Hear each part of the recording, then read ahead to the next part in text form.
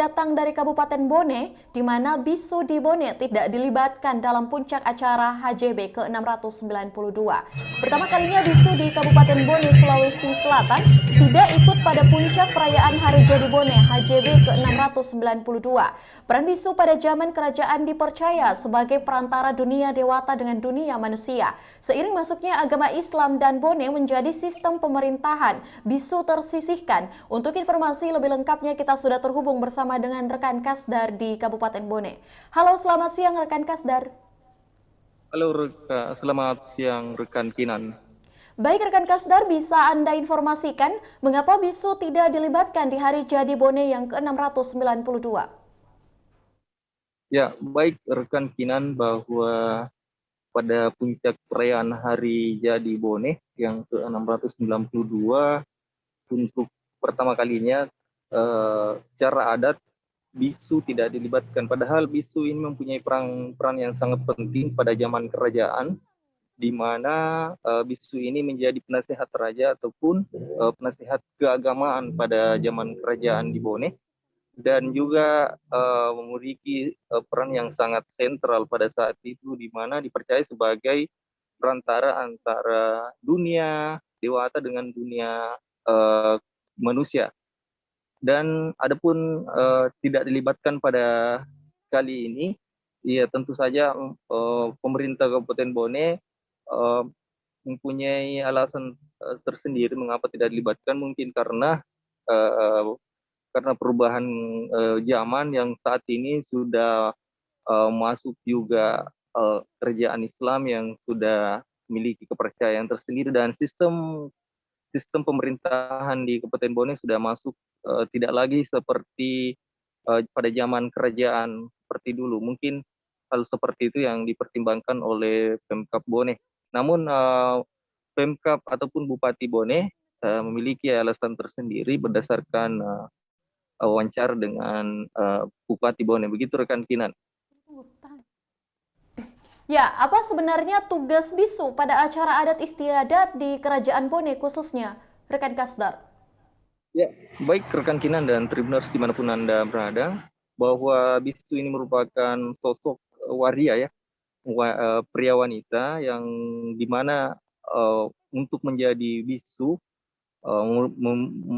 menjalani prosesi tertentu yang karena tidak semua waria ini adalah bisu.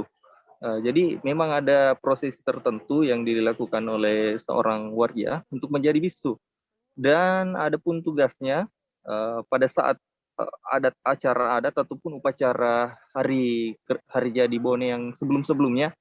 Yang pertama itu sebagai pembawa baki yang di dalamnya terdapat benda pusaka yang ada keris, kemudian ada tombak, dan juga sebagai penari pagiri.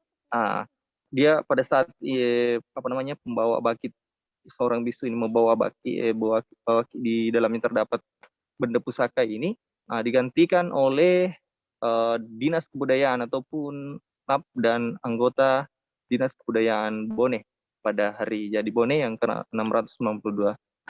Begitu rekan Kinan. Ya, baik rekan Kasdar. Selanjutnya bagaimana dengan tanggapan Bupati Bone terkait bisu yang tidak dilibatkan pada acara Hari Jadi Bone ke-692? Ya, baik rekan Kinan, menurut pandangan dari Bupati Bone bahwa seiring berjalannya waktu ataupun seiring perkembangan zaman, bisu ini pada saat perayaan Hari Jadi Bone yang ke-692 tidak bisa dilibatkan semua prosesi adat.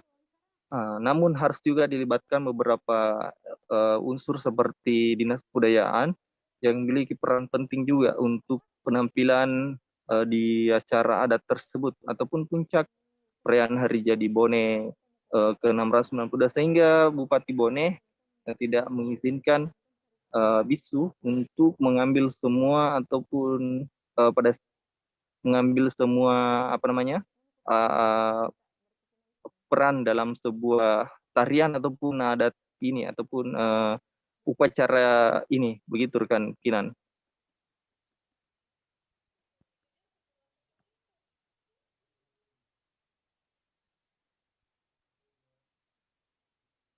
Ya, baik rekan Kasdar, terima kasih untuk informasi lengkap Anda. Selanjutnya, Tribuners, kita akan menyaksikan hasil wawancara langsung yang telah dihimpun oleh wartawan kami bersama dengan Andi Fashar M. Pajalangi selaku Bupati Bone. Berikut liputannya untuk Anda.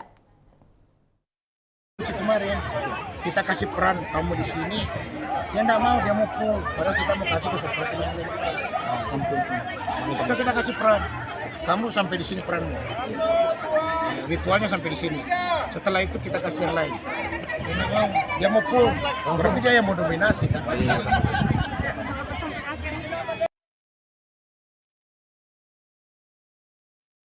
Ya, itulah tadi hasil wawancara bersama dengan Andi Fashar M. Pajalangi selaku Bupati Bone. Dan terima kasih rekan Kasdar yang melaporkan langsung dari Bone dan selamat bertugas kembali untuk Anda.